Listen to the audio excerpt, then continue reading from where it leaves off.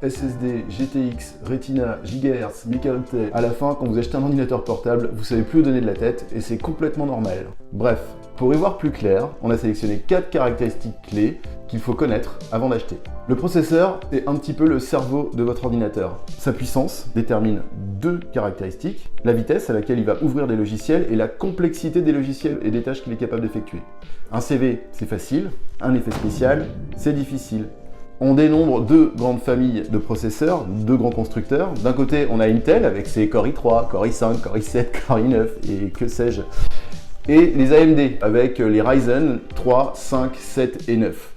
Parenthèse, quand vous achetez des produits reconditionnés, le i3 de 2015, il est beaucoup moins puissant que le i3 de 2020. Donc les séries de processeurs, c'est hyper... Il faut faire attention de l'année à l'année... Bah, dis donc. Il faut faire attention à l'année de construction de votre ordinateur quand vous l'achetez. Si vous n'êtes pas exactement reconnu dans la compréhension de ce que c'est qu'un processeur, on peut aussi passer du côté des usages. Si vous êtes plutôt quelqu'un orienté bureautique, c'est-à-dire Word, Excel et navigation sur Internet, c'est pas la peine d'aller chercher plus loin qu'un Core i3. Les Core i7, i9, à l'opposé, sont vraiment faits pour des tâches graphiques avancées comme les effets spéciaux, le traitement ou le montage vidéo, la programmation, les calculs 3D, ce genre de choses. La deuxième caractéristique clé, c'est la mémoire vive, ou la RAM. La RAM, c'est la voisine du processeur, c'est une mémoire à accès rapide. Elle permet au processeur de s'appuyer dessus pour ouvrir un logiciel, charger des documents ou des choses comme ça. Bah voilà. C'est tout. Bizarrement, plus vous avez de RAM, moins l'ordi RAM.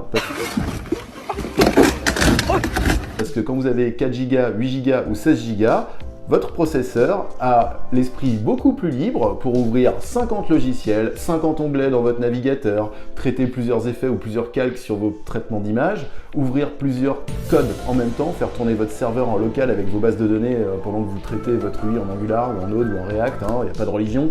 Pour vous donner des idées d'usage, avec 4 Go, c'est en train de disparaître parce que nos chers constructeurs aiment bien l'obsolescence et fabriquent des logiciels qui consomment toujours plus de RAM. Mais avec 4 Go, vous pouvez encore faire du traitement de texte ou des choses de base. Avec 8 Go, vous êtes assez serein pour ouvrir plusieurs onglets, plusieurs logiciels sur votre ordinateur. Du vote, t'as rien compris ce que j'ai dit, c'est normal, moi non plus, parce que je veux parler trop vite, donc je vais le redire plus lentement. À 8 Go, on est un peu dans la moyenne, tu peux faire plein de choses, tu veux faire du traitement de texte, naviguer sur internet avec plusieurs onglets ouverts ou des choses comme ça. À partir de 16 et 32 Go, on est du côté des professionnels. J'ai même hésité à en parler dans cette vidéo parce que en général, ceux qui achètent des ordinateurs avec 16 ou 32 Go de RAM savent de quoi ils parlent. Ils ont souvent besoin de cette puissance en RAM pour des logiciels type jeux vidéo ultra gourmands, effets spéciaux en 3D.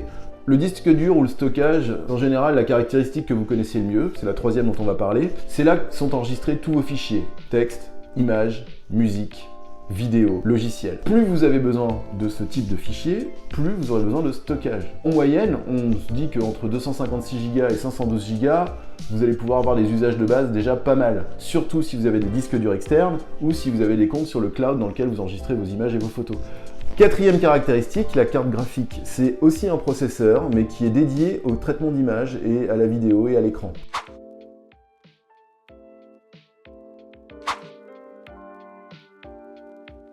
Souvent, quand vous avez des tâches gourmandes, vous allez avoir besoin d'une carte graphique pour soulager les calculs de votre processeur. Il existe 2 types de cartes graphiques sur les ordinateurs. Il y a les cartes graphiques intégrées qui sont directement collées au processeur sur votre carte mère principale. Et l'option la plus chère, qui est une carte graphique dédiée, qui vit à côté sur sa propre carte électronique et qui est beaucoup plus puissante en général. Voilà. Contentez-vous de la carte graphique intégrée à votre processeur, ce sera largement suffisant. Cinquième caractéristique, les écrans. Leur taille peut varier de 11 à 17 pouces. On considère que les grands écrans sont entre 15, 16 et 17 pouces. Là, on parle vraiment d'ordinateurs portables de travail qui sont plus difficiles à ranger dans des sacs, plus difficiles à transporter, plus chers aussi, qui offrent un meilleur confort de travail, vraiment quand vous travaillez dessus. Pour les digital nomades, ceux qui aiment bien se déplacer souvent, travailler dans un petit café, un cybercafé ou autre, on considérera plus et 11, 12, 13 pouces qui rentrent tout à fait dans un petit sac à dos, dans un petit sac à main et tout ça. Deuxième caractéristique à prendre en compte, pas des moindres, en ces périodes de mobilité et de nomadisme, on en a parlé tout à l'heure, c'est l'autonomie. C'est toujours pénible quand on a un ordinateur, qu'on est en train de faire quelque chose et qu'on a un petit voyant rouge qui nous dit attention, ton ordinateur va s'éteindre dans 5 minutes alors que t'as pas fini et que tu dois envoyer ce mail. Un ordinateur qui est capable de vivre tout un week-end sans être branché à son chargeur, c'est quand même appréciable. Ça existe notamment avec les puces M1 d'Apple qui sont sorties depuis 2020. En résumé, pour faire un bon... En résumé, pour choisir le bon ordinateur portable, il est important de bien comprendre ses paramètres. Processeur, disque dur, RAM, écran, OS et carte graphique. Toutes ces choses-là vont jouer sur le prix de votre ordinateur. Donc soyez bien conscient de ce que vous allez faire de cet ordinateur, parce que ça sert à rien de le payer trop cher si vous en avez un usage de base. Donc pesez bien le pour et le contre. Et pour ceux qui veulent faire attention à l'environnement, surtout, n'hésitez pas à penser reconditionner, parce que du côté du reconditionné, vous avez des ordinateurs haut de gamme qui sont 50% moins chers que leur version neuve. Un exemple, ce MacBook qu'on vend sur Quel Bon Plan, c'est un MacBook Pro qui date de 2015 et encore tout à fait performant pour des tâches de programmation et de traitement graphique. En 2015, pour information, il coûtait plus de 3000 € ce MacBook Pro. Aujourd'hui, sur Quel Bon Plan, vous pouvez l'avoir à 720 €.